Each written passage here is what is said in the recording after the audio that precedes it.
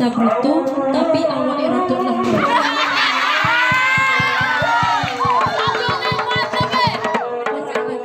Tapi aku tetap I love you.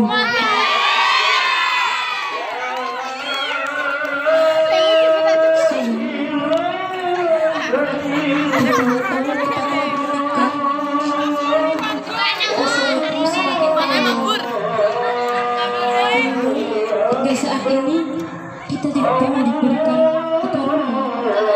Aku ingin diberikan keturunan agar dapat meneruskan perjuangan dakwahku di bumi Palestina ini.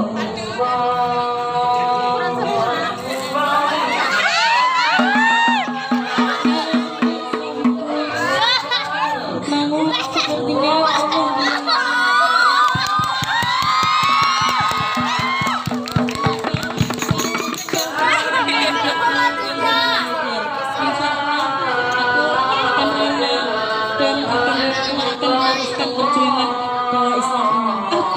katakan istriku,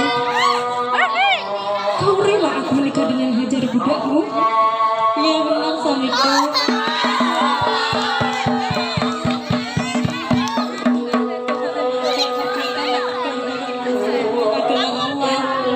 Baiklah, memang ini terasa berat istriku. Namun semua ini akan aku lakukan demi memperjuangkan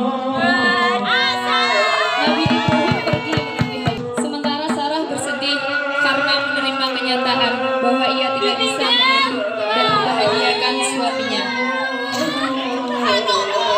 Singkat cerita, Nabi Ibrahim telah menikah dengan Siti Hajar dan selang beberapa waktu Siti Hajar mengandung anak yang kelak akan meneruskan perjuangan dakwah Nabi Ibrahim. Datanglah Nabi Ibrahim bersama Siti Hajar yang sudah mengandung menemui Sarah.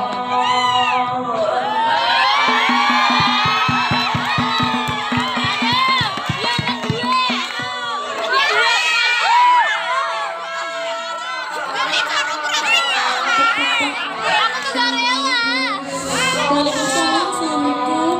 Assalamualaikum, apa kabar? Alhamdulillah, baik istriku. Seperti yang katakan, aku telah menikah dengan Hajar dan sekarang doaku telah dikabulkan oleh Allah. Hajar telah mengandung anak dariku. Izinkan aku untuk bersamamu di sini istriku.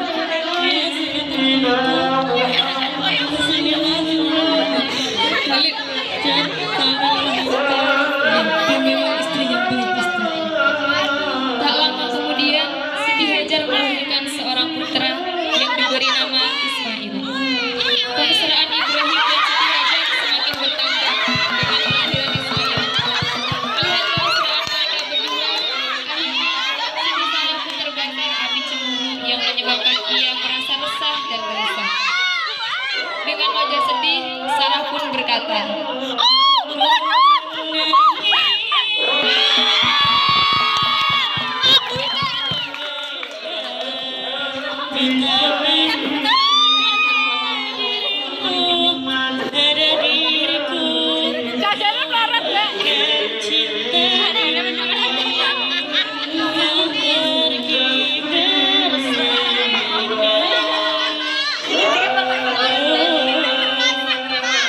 pergilah suamiku, pergi kemana yang kau mau. Tak kuat aku rasanya melihat kedua kalian. Ibrahim dan Siti Hajar.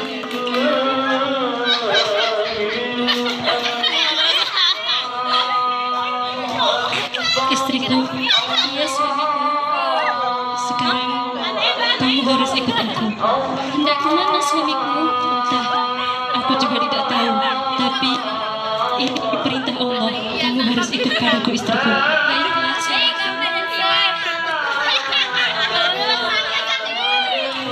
Lahirnya Ismail dari rahim Siti Hajar ternyata membuat Siti Sarah merasa ada yang berbeda dengan sikap Nabi Ibrahim. Siti Sarah tidak kuat merasakan kemudahan hatinya. Siti Sarah meminta pada Nabi Ibrahim AS supaya menjauhkan dia darinya dan menempatkannya di lain tempat. Kemudian Allah memerintahkan Nabi Ibrahim untuk menuruti keinginan istrinya. Nabi Ibrahim pun patuh atas perintah Allah. Setelah itu, Nabi Ibrahim mengajak Siti Hajar untuk pergi Mereka pergi tanpa arah tujuan hingga sampailah di kota yang bernama Makkah, yang belum ada tumbuhan dan belum ada air yang mengalir. Yang ada hanyalah batu dan pasir yang kering. Hajar, ya sayang ibu, istriku yang aku sayangi. Aku juga sayang ibu. Mungkin perjalanan kita cukup sampai di sini, di kota Mekah ini. Kamu harus tinggal selama Ismail di sini, dan aku harus pergi meninggalkanmu, Hajar. Jangan tinggalkan aku, Ibrahim. Jangan tinggalkan aku di tanah yang tidak ada pohon, tidak ada manusia, dan tidak ada air sedikit pun. Menangis dan memegang kuat-kuat baju Nabi Ibrahim, memohon belas kasihnya. Istriku, ini sudah menjadi perintah Allah. Semua ada yang mengatur. Kamu di sini sudah ada yang menjagamu. Harus bagaimanakah aku, Ibrahim? Bagaimana dengan Ismail? Bertawakallah kepada Allah, istriku. Insya Allah, Allah akan memberikan jalan. Siti Hajar melepas kepergian Nabi Ibrahim dengan gejolak jiwanya. Bukan untuk meninggalkanmu selamanya, aku pastikan kembali pada dirimu, tapi kau jangan nakal. Aku pasti kembali. Lindungilah hamba dan anak hamba dari segala mara bahaya. Ibrahim pun meninggalkan Siti Hajar dan Ismail di tempat itu. Walau berat, tapi Ibrahim percaya jika Allah akan menjaga dan melindungi Siti Hajar. Rumah Ibrahim, Palestina.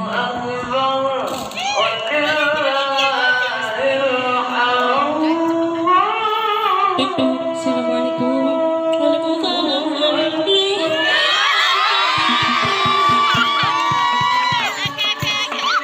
Tidak, istriku, ini bukan salahmu.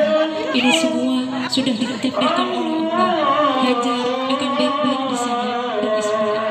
Tetapi disebut lawanku, perasaanku di hatiku kebaikan.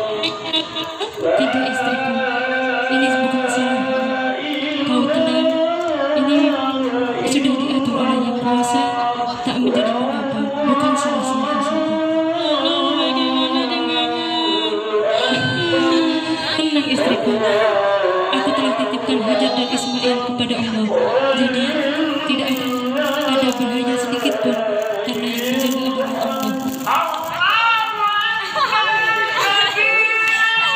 Langsung dulu.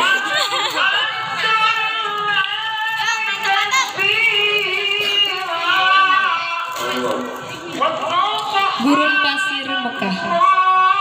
Keadaan yang menyedihkan terjadi pada Siti Hajar dan Ismail. Mereka sudah kehabisan bekal dan bahan makanan.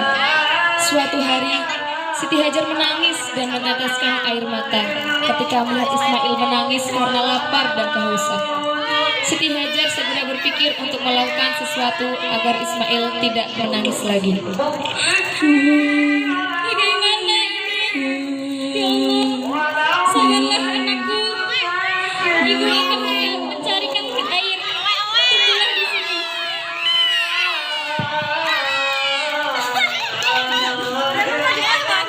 Siti Hajar segera pergi untuk mencari bahan makanan. Dia berjalan melewati bukit Safa dan Marwah. Kadang ia berjalan, kadang juga ia berlari sebanyak 7 kali. Dalam keadaan yang lemas dan tidak berdaya, datanglah malaikat Jibril hendak menolongnya.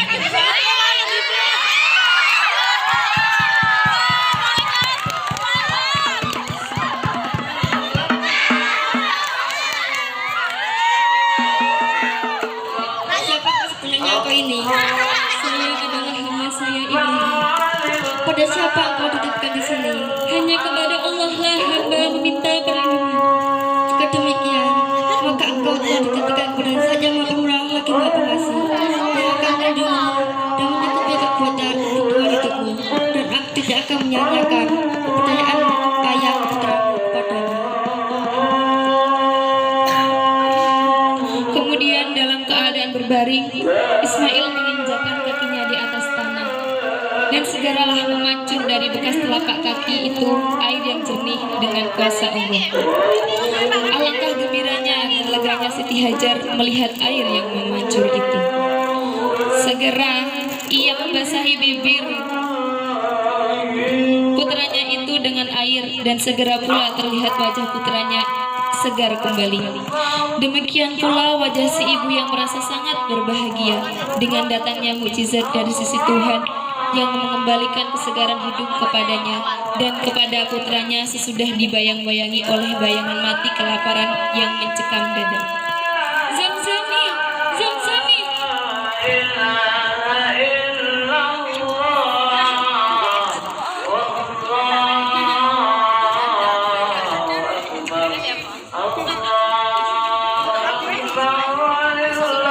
Hari demi hari pun berlalu. Ismail beranjak besar bersama ibunya. Atas pertolongan dari Allah, Ismail dan ibunya hidup bahagia. Rumah Ibrahim, Palestina. Pada suatu pagi, Nabi Ibrahim terbangun dari tidurnya dengan kegelisahan karena bermimpi disuruh Allah untuk menyembelih Ismail.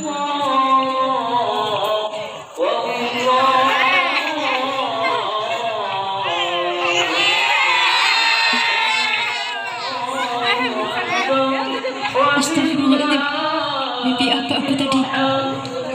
Masa aku harus membunuh anakku sendiri yang aku cintai?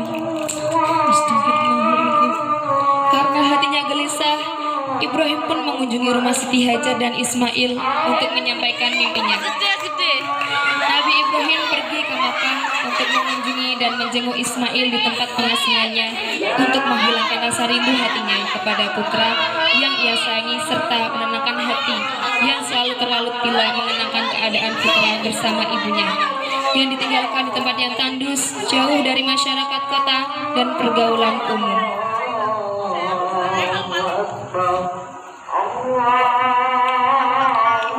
Assalamualaikum. Sebentar ya Ismail, ada tamu. Waalaikumsalam, suamiku Ibrahim. Aku sangat merindukanmu. Iya sayang, aku juga merindukannya. Dimana anak kita? Ismail, marilah. Sudah besar kamu nak, tampak gagah, tampan macam bapak. Iya, Abi. Umi merawatku dengan baik. Bagaimana dengan kabar Abi? Alhamdulillah Abi baik.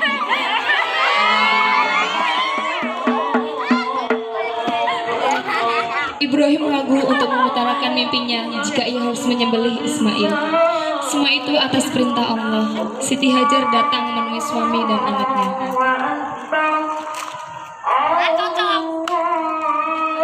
Umi, Iya, Abi. tolong persiapkan Ibrahim pakaian yang bagus, paling bagus dan paling baik. Ibrahim akan aku bawa pergi ziarah. Baiklah, aku akan menyebabkan Ibrahim Ismail pakaian yang paling bagus. Silakan Umi. Ismail, kemarilah. Ayah berganti pakaian yang paling bagus. Datanglah setan untuk merayu Nabi Ibrahim.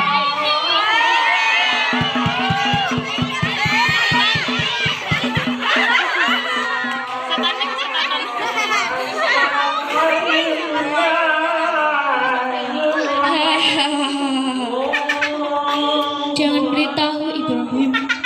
Urungkan niatmu. Jangan-jangan itu hanya halalmu saja. Tidak, ini bukan hayalan. Aku yakin ini adalah perintah Allah dan aku akan tetap menjalankannya. Jangan beritahu Ibrahim.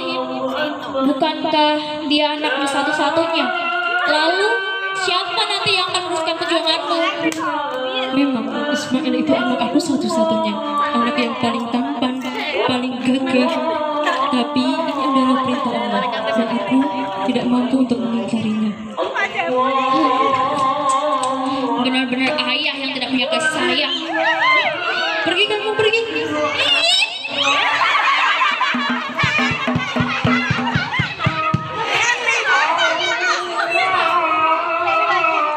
Setelah Siti Hajar memakaikan pakaian yang paling baik kepada Ismail, memberinya minyak rambut, lalu menyisir rambutnya.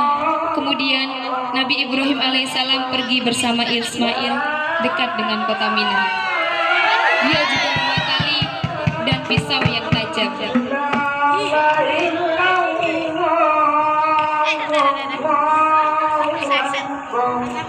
Umi,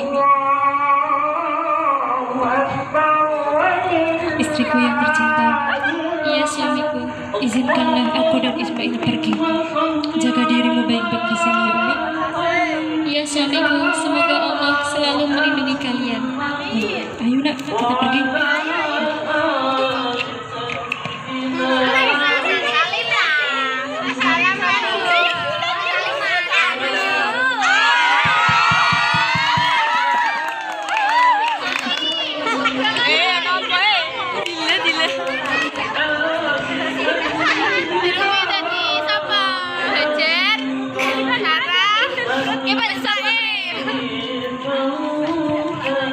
Usaha merayu Ibrahim pun gagal. Setan terus mencoba merayu Siti Hajar. Hahaha, bagaimana boleh kalau kamu duduk saja begitu saja, duduk saja. Sedangkan Ibrahim pergi dengan anak kamu dan hendak menyembelih anak kamu. Jangan berdusta kamu. Mana ada seorang ayah akan membunuh anaknya sendiri. Suami kamu membawa pergi anak kamu dan sambil membawa pisau dan tali, dia mengiranya Tuhannya menyuruhnya untuk itu. Di perintah Allah itu tidak akan pernah sia-sia. Kalau memang itu perintah Allah, dengan jiwa ragaku, bahkan anakku sendiri rela aku korbankan. Sana, pergi kamu, pergi. Usaha setan gagal lagi. Tetapi setan selalu berusaha dengan mencoba merayu Ismail.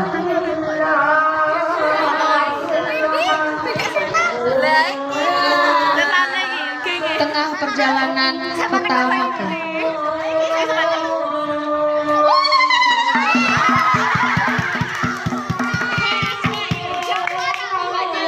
Sedang bersenang-senang.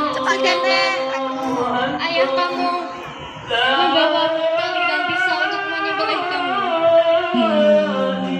Hei iblis, mengapa abiku hendak menyembelih aku? Dia mengiranya bahwa Tuhannya untuk menyuruh menyembelihnya. Aku memperhatikan dan mentaati perintah Tuhanku. Sebelum setan kembali berucap, dilemparkan batu tepat di mata setan. Setan pun menghilang. Setan mendekat lagi dan membujuk Ismail. Kemudian dia melempar batu kembali ke arah setan. Bismillahirrahmanirrahim. Dasar! Setan tidak menyerah dan melempar untuk yang ketiga kalinya. Bismillahirrahmanirrahim.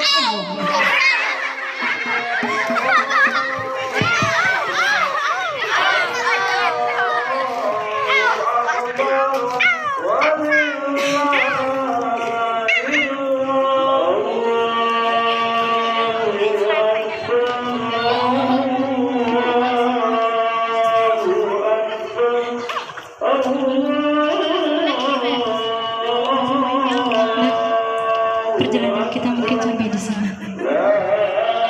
Aku bermimpi bahwa aku diperintahkan untuk menyembelih anak. Apa menurut kamu, Nak? Wahai abiku, kerjakanlah apa yang diperintahkan dari Tuhanmu. Engkau insya Allah akan mendapati dan menemuiku sebagai seorang yang sabar dan mentaati setiap perintah. Aku hanya meminta ketika pelaksanaan perintah itu, Abi agar mengikatku dengan sekuat-kuatnya, agar aku tidak banyak bergerak dan tidak menyusahkan Abi. Dan tanggalkanlah pakaianku agar tidak terkena darah yang akan menyebabkan berkurangnya pahalaku dan terharunya umiku melihatnya. Lalu salam untuk umiku. Kau memang anak yang luar biasa, Nak. Abi bangga padamu. Kamu menuruti apa yang menjadi perintah Abi, apa yang menjadi perintah Allah. Kelak kau akan menjadi penerus perjuangan dakwah Abi. Ibrahim pun memeluk Ismail, lalu mengikatnya dan membaringkannya di lantai.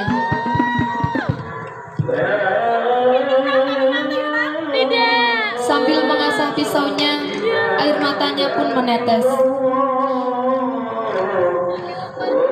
Agak lama ia melakukan itu, seakan-akan terjadi pertarungan batin antara ingin melaksanakan perintah Allah dengan kecintaannya kepada anaknya.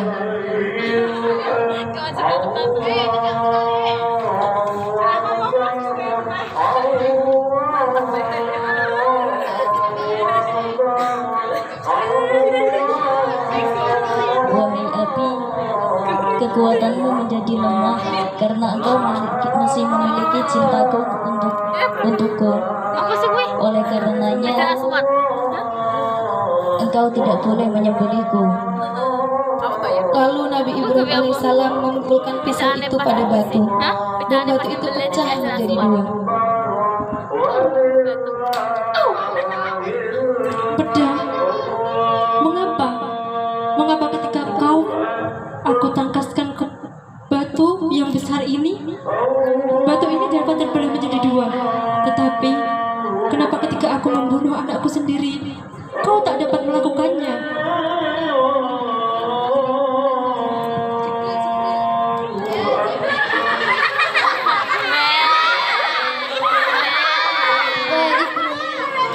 Kau telah berhasil melaksanakan mimpimu. Demikianlah kami membalas orang-orang yang berbuat kebajikan. Inilah kambing ini sebagai ganti engkau menyembelih anakmu. Allah telah menerima ketaatanmu. Para kebaikan dengan selalu tak menyertaimu. Baiklah, jika ini memang perintah Allah. Nabila, kami bersembelih. Nabila.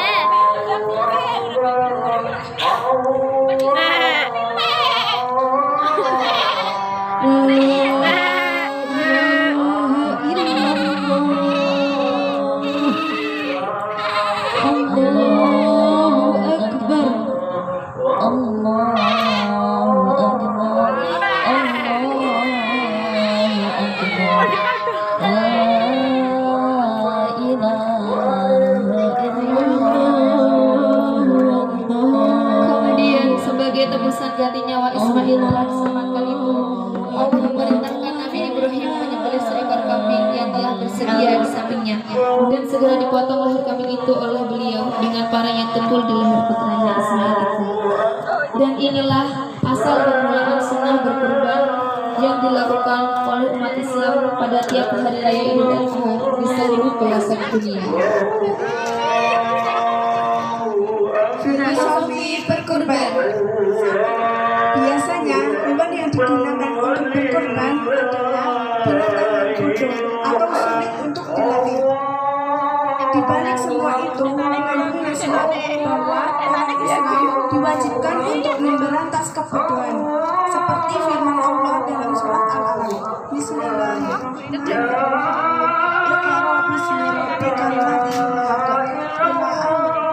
Dan dalam hadis Nabi, thalabul ilmi faridatun ala kulli muslimin wal muslimat. Orang Islam disuruh untuk menghilangkan sifat binatang yang masih cacat bagi diri kita. Misalnya seperti tidak punya rasa malu ketika orang kita terganggu oleh orang lain, tidak suka tolong menolong dan lain-lain. 3. Yang ketika menyembelih, darah dikucurkan ke arah bawah. Maksudnya ialah kita diperintahkan untuk merendahkan darah atau mengendalikan sifat emosi kita. Sebagai firman Allah, Innallaha ma'as sabirin. 4. Dari darah yang dikucurkan ke bawah itu pula, kita sebagai umat Islam tidak diperbolehkan menjadi pengacara atau membunuh karena artinya, dan berdaganglah pula kalian semuanya pada tali agama Allah dan janganlah kamu bercerai-berai. Quran surat Al-Imran ayat 103.